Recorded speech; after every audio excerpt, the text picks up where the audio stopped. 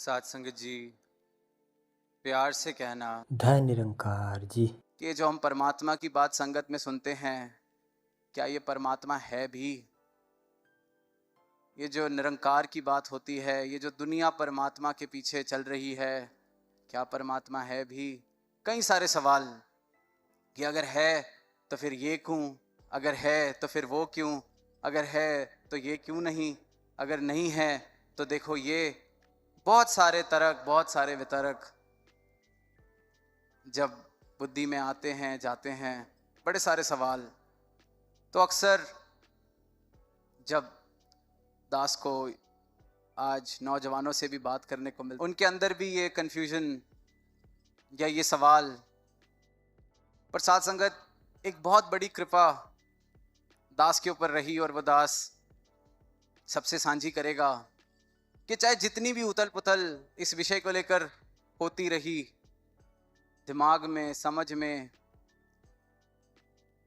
पर इन्होंने एक ऐसी कृपा करी कि मन में जितने भी क्वेश्चंस आ जाते थे, एंड में कंक्लूजन दास के मन में, दिमाग में यही निकलता था कि वो सब तो चलो जब समझ आना होगा आ जाएगा, पर एक बात पक्की है कि अगर डिविनिटी जैसा कुछ है, परमात्मा जैसा कुछ है, कुछ भी है,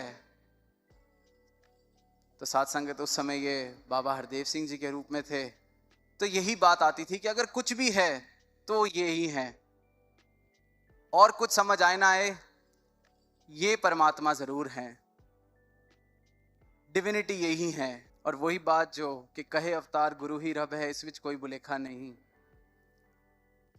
और साथ संगत, दास अक्सर ये बात कहता है कि अगर ये सबक पक्का है कि कहे अवतार गुरु ही रब है, फिर मेरे जीवन में जितने सवाल जवाब जो मर्जी आ जाए, ये मुझे हर चीज से निकाल के उस बीज से वृक्ष बना ही देंगे। ये करते हैं आप सब जो यहाँ मौजूद हैं, आप इस बात का प्रमाण हैं, प्रत्यक्ष हैं। और साथ संगत, जैसे दास पहले भी दोहरा रहा था कि किस प्रकार मानवता, इंसान कितने अलग अलग रास्ते, कितने अलग अलग उपाय परमात्मा को पाने के लिए करता है।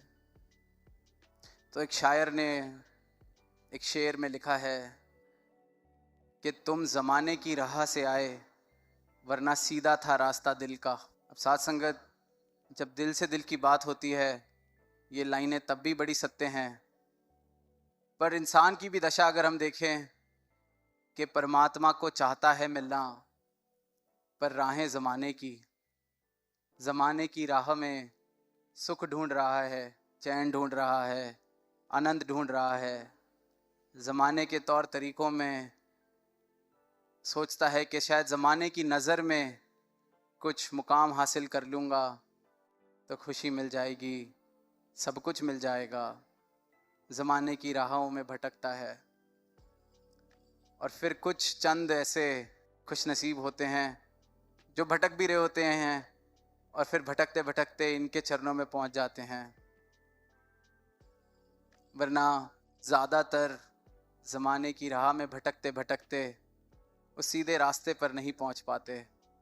और साथ संगत, परमात्मा तक पहुंचने का सीधा रास्ता, बहुत ही सीधा रास्ता है, वो इनके चरणों के द्वारा परमात्मा तक पहुंचाता है।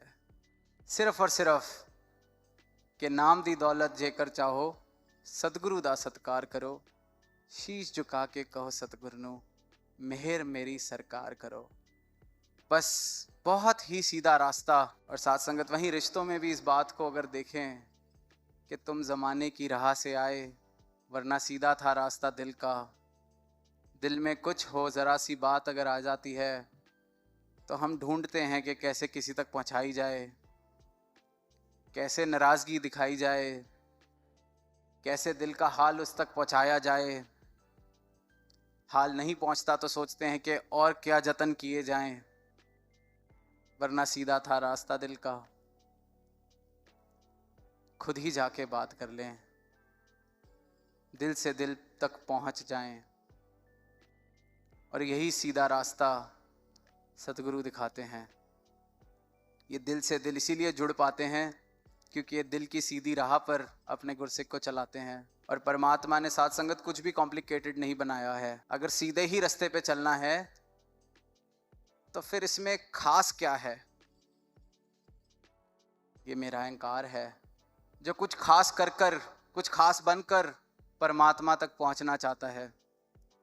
उन जमाने की राहों में फिर मैं भटक जाता हूँ, वरना सीधा था रास्ता दिल का।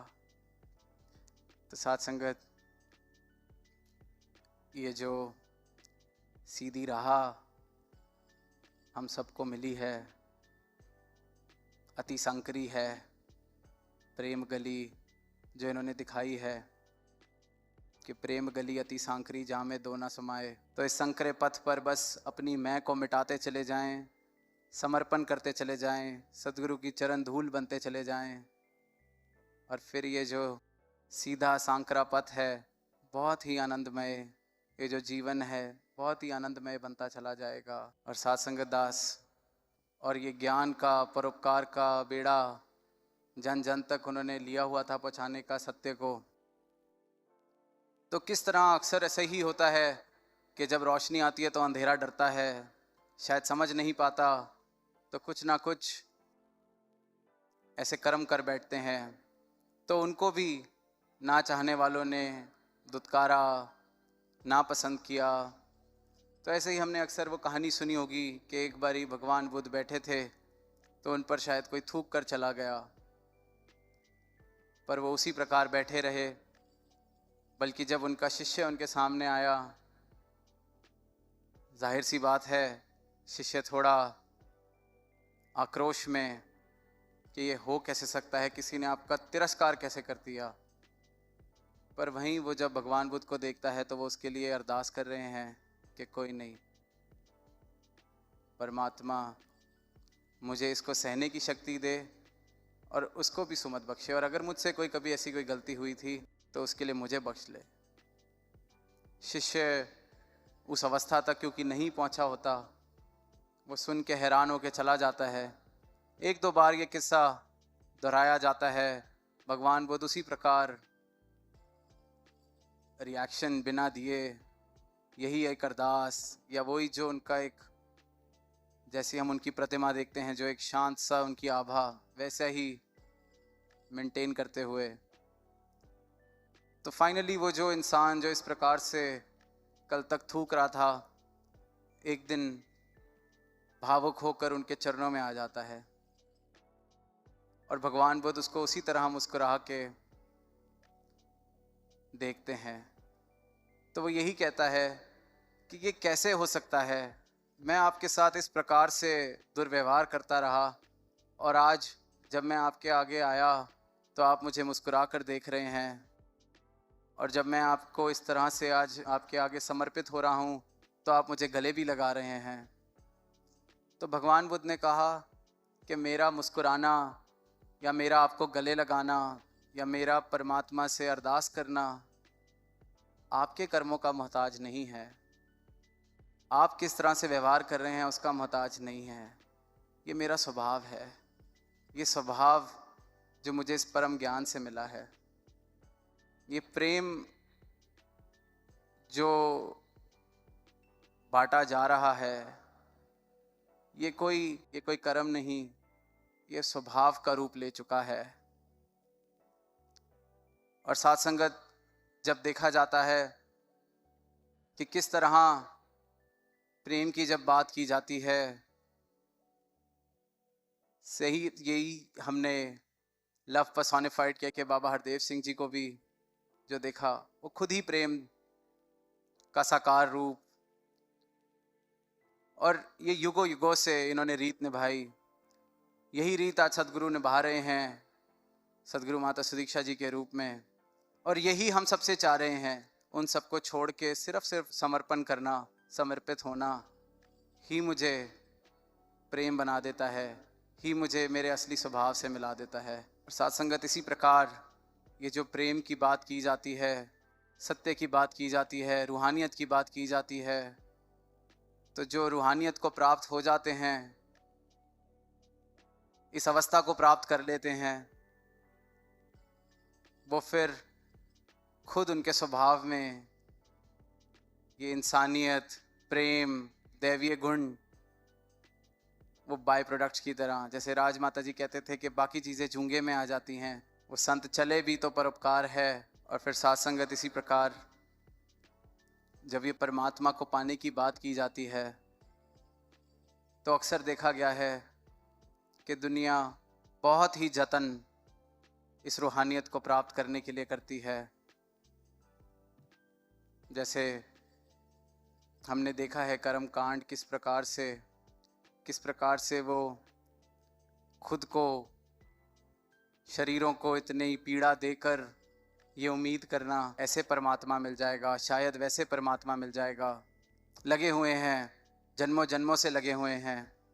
और फिर साथ संगत वहीं पर सदगुरु की महिमा, सदगुरु का महत्व जो हमने कल शब्द में भी सुना कि कहे हरदेव गुरु ही तुझको भव से पार लगाएगा।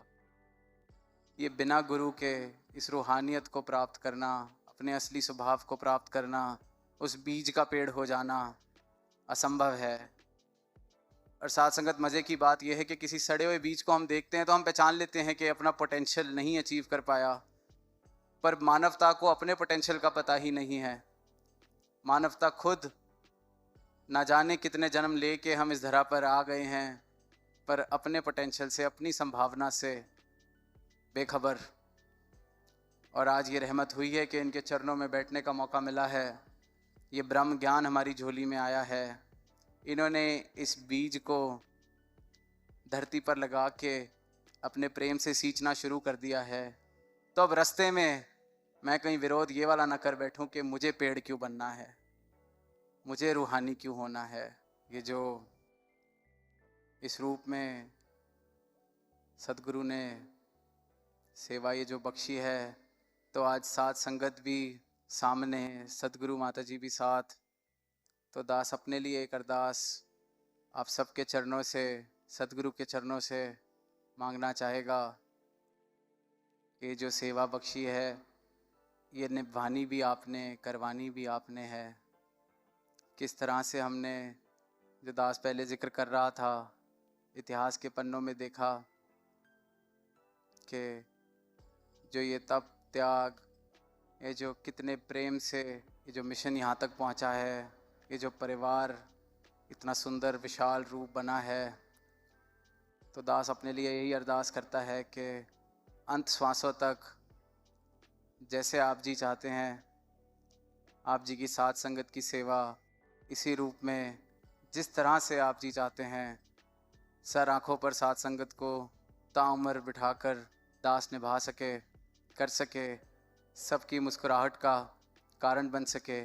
और सर्वप्रथम आप जी की मुस्कुराहट, आप जी को रिझाते हुए ये बाकी जो सेवाएं हैं निभें, क्योंकि आप जी मुस्कुरा रहे हैं तो संगत भी मुस्कुरा रही है, सारा विश्व मुस्कुरा रहा है, सारी दुनिया मुस्कुरा रही है। तो ये तौफीक भी आप जी ने बख्शनी है कि आप जी की मुस्कुराहट का कारण दास बन सके। और साथ संगत फिर, और सब पहुंच भी गए इनकी कृपा से, और जो नहीं पहुंच पाए इन्होंने खुद ही उनकी हाज़िरी कबूल करी। और साथ संगत आज तो इनकी रहमतों का ये जो बारिश है ये तो होती रहेगी, पर साथ ही इन्होंने एक महत्वपूर्ण शिक्षा हमें जो दी है, वो स्थिरता भी दी है कि बिल्कुल आनंद लेना है, हर चीज़ का लेना है, पर साथ ही स्थिर। ये जो मन है ये कभी आज में, अभी में रहना इसको अच्छा नहीं लगता, तो वो भी आएगा, लेकिन जब वो आएगा उसका आनंद हम तब लेंगे। क्योंकि इन्होंने एक बहुत बड़ा सबक जो हमें दिया है कि ये जो निरंकार के साथ एकमिक हुआ जा सकता है, अगर वो सिर्फ अभी हुआ जा सकता है। इस मोमेंट में अगर मैं मुक्त नहीं हूँ, इस मोमेंट में, इस पल में अगर मैं इस परमात्मा के साथ एकमिक नहीं हूँ, तो अगले पल का मैं कुछ कह नहीं सकता। अगर ये ब्रह्म ज्ञान जीवन में इस पल में नहीं बसा हुआ, तो आने वाले पलों की कोई गारंटी नहीं है। जो शहनशाह जी ने अवतार बानी में लिखा है कि बीते नू ललचाइयाँ नजरा नाल तकाना माया है। मैं पीछे मुड़ मुड़ के ही देखता जाऊं कि पिछला दिन रैली का बड़ा अच्छा था, पर अब वो माया का रूप ना बन जाए कहीं मेरे लिए। आंधे समय दे सुपने ले ले, वक्त बिताना माया है। अब मैं आगे का देखने लग जाऊं कि अच्छा जनवरी में महाराष्ट्र वाला समागम भी आएगा, उसने भी आना है साथ संगत, और आते रहना है। और इनकी रहनुमाई में हमने बहुत सारे समागम आनंद लेते रहना है। लेकिन इस आध्यात्मिकता का जो ये ज्ञान, ये जो सत्य का ज्ञान, ये जो परमात्मा से एकमिक होने की अवस्था मिली है, ये जो एहसास, ये बने रहे। क्योंकि अगर ये इस पल में बना हुआ है, इस पल में मैं अगर परमात्मा के साथ एकमिक हूँ, तो वाकई मैं मुक्त हूँ। क्योंकि दास ये भी बात कहता है कि जब ये ज्ञान देते हैं तो ये नहीं कहते कि आप इतने समय बाद मुक्त हो जाओगे। ये जब ज्ञान देते हैं, ये उसी पल मुक्त कर देते हैं। पर वो मुक्त रहना मेरी जिम्मेवारी है। ज्ञान गुरुदा इंसाना नु मुक्ति मार्ग पांदा है, तो अब उस मार्ग पर रहना मेरी जिम्मेवारी है। और मेरी जिम्मेवारी, जब दास कहता है बस में हमारे कुछ नहीं है, बस जिम्मेवारी इतनी कि जब ये शीश झुका दिया है इनके चरणों में, तो उसको बस झुका रहने दें, बाकी काम इनका इन्होंने कर देना है। साथ संगत जी प्यार से धन निरंकार जी।